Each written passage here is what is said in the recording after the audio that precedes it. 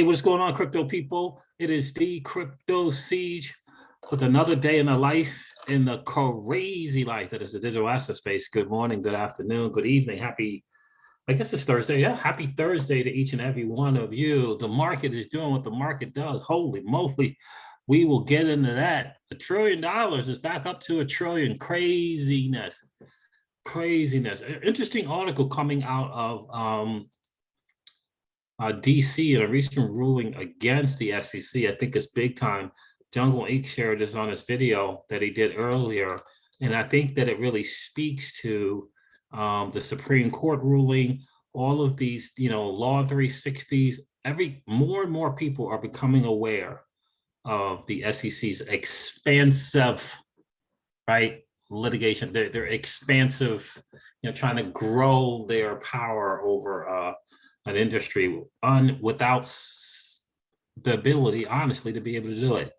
So, in one of these articles, I'm not sure if it's this one or if it's the one from Forbes magazine, when it talked about the something about expansive something or another. I'll cover it. I'll find it.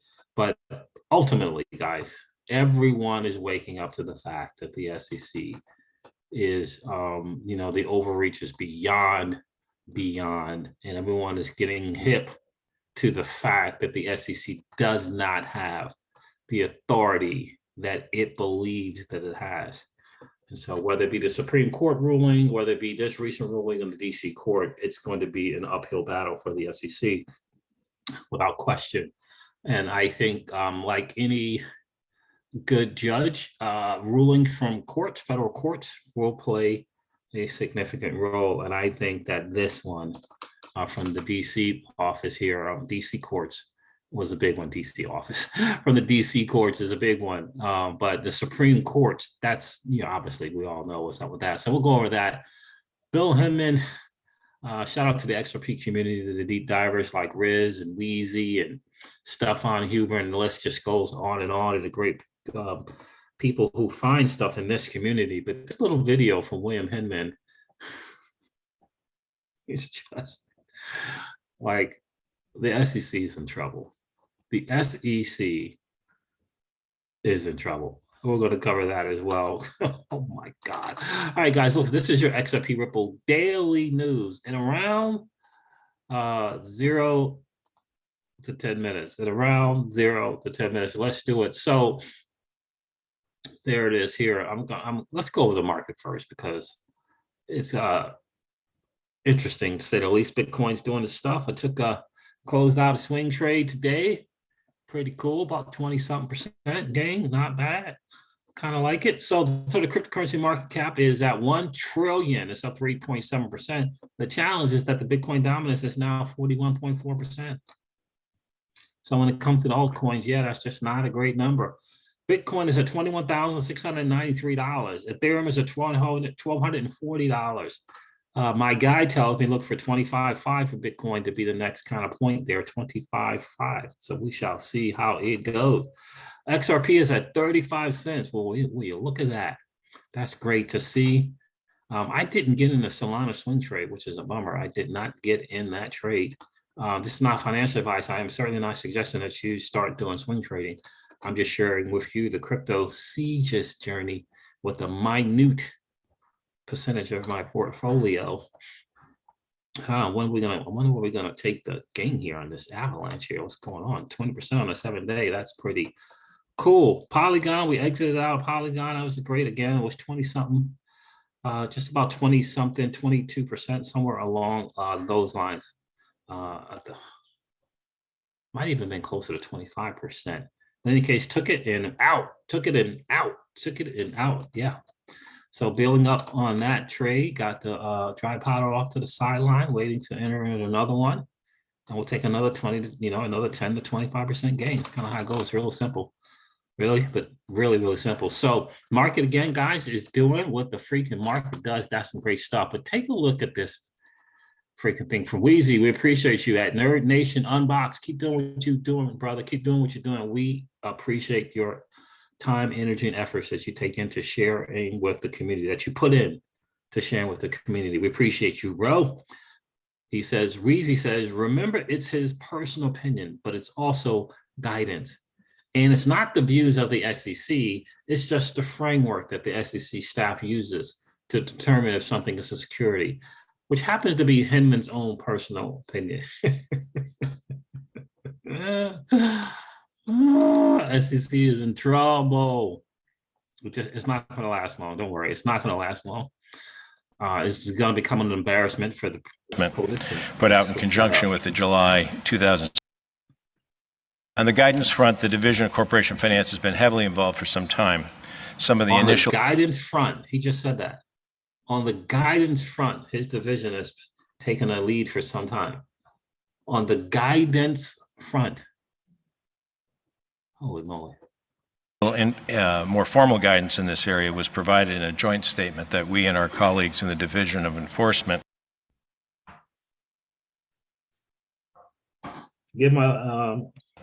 put out in conjunction with the July 2017. Come on. Dow report of investigation. Since then, we have been providing further guidance through speeches, statements, most recently working with the we have been providing further guidance through speeches. I just gotta wonder.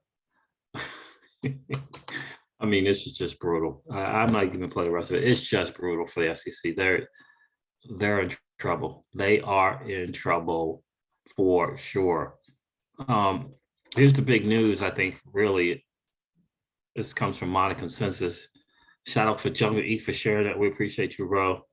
Appeals court deals major blow to the SEC. DC court limits the agency's reach in a decision with the major crypto implication. And the case is not a crypto case, but the case is acknowledging the SEC's overreach. So crypto may have won a major court battle yesterday, and the decision didn't even involve crypto. In a ruling released Tuesday, a 3-judge panel at the United States Court of Appeals for the District of Columbia Circuit Court. As the Wall Street Journal put it, the SEC has exceeded its authority under federal law when it issued a 2020 order overhauling the governance of the data feeds. This was a technical ruling in a case that had nothing to do with crypto. Basically, the SEC had sided with brokers, go figure, that have maintained forever that exchanges like the New York Stock Exchange and NASDAQ wield monopolies and use that power to jack up their fees for the real-time pricing data that brokers offer traders and customers. So the SEC issued a rule in 2020 that required the exchanges to rearrange their governance and offer seats to institutional investors and brokerage that cater to individual investors. Judge Karen LaCraft Henderson has ruled that the provision is unreasonable and therefore invalid, dealing a fatal blow to the rule, even while leaving lesser elements of the SEC's order in place. So why is this relevant for crypto? In 2 decisions in recent weeks, the Supreme Court ruling in West Virginia versus EPA, and now the DC Court of Appeals has sent a clear message. Regulatory agencies only have the power that Congress expressly grants them. I wish that Congress would get this. Regulatory agencies only have the power that Congress expressly grants them. These agencies cannot seek to stretch their power expansively, even when they believe they are advancing a larger public interest. Regulatory agencies are created by statute, and their power extends only as far as those statutes allow. In fact, you can throw 2 other recent Supreme Court decisions into that same mix. The court struck down the CDC's eviction moratorium during the pandemic and also prevented OSHA from enacting its ambitious workplace vaccine rules. That makes 4 decisions in which higher courts have ruled that agencies cannot simply invent powers not specifically enumerated by Congress. The implications for crypto are obvious. The SEC has awarded itself the ability to decide which cryptos are currencies and which are securities. It has thus far declined to issue any kind of consistent, non-arbitrary criteria that developers or ordinary Americans, if we can remember those people the SEC is supposed to serve for just a minute, can use to determine the roadmap for crypto going forward. Powerful article. The crypto crash has many in the mainstream media wringing their hands and begging for more and stricter regulation. But those actually in the trenches are more likely to view SEC Chairman Gensler and his fumbling predecessor, this is the article's words, his fumbling predecessor, Jay Clayton, as having caused the uncertainty that crashed crypto and is chasing developers from the US. According to a lawyer who works with a prominent crypto developer, I have not read it in detail yet, but this decision from the DC court and the EPA decision from the Supreme Court last week both signal that agencies only have the power that is expressly granted to them by the statutes at issue, and they cannot seek to expand that power in the name of some expansive regulatory or public policy mission. Good stuff there. That is really some really good stuff. So quoting from the decision, the lawyer told Modern Consensus in this week's decision in the NASDAQ versus SEC, the DC Court of Appeals stopped the SEC dead in its tracks when it attempted to create new rules for the way stock exchanges manage themselves because the SEC failed to anchor its interpretation of its authority to any reasonable reading of the securities law.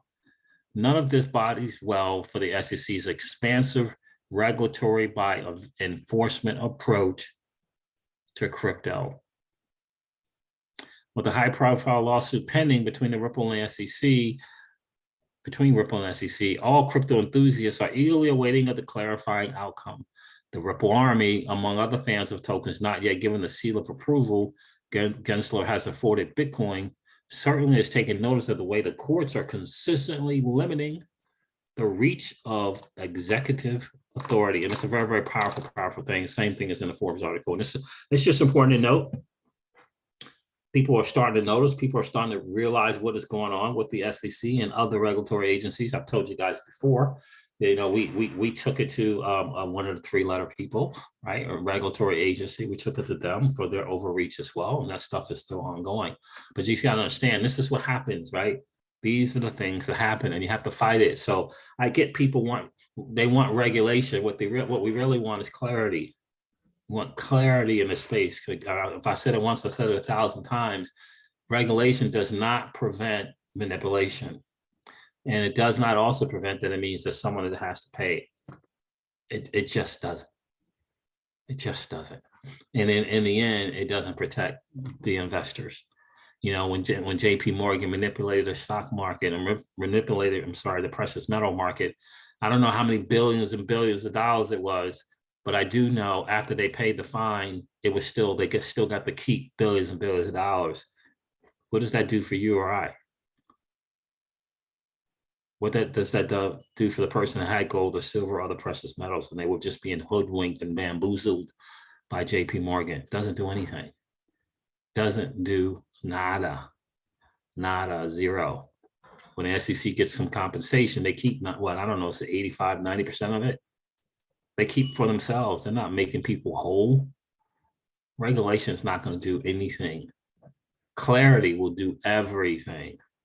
Clarity will do everything. Because as long as JP Morgan and Goldman Sachs are around, they're going to manipulate the markets because they know that they can.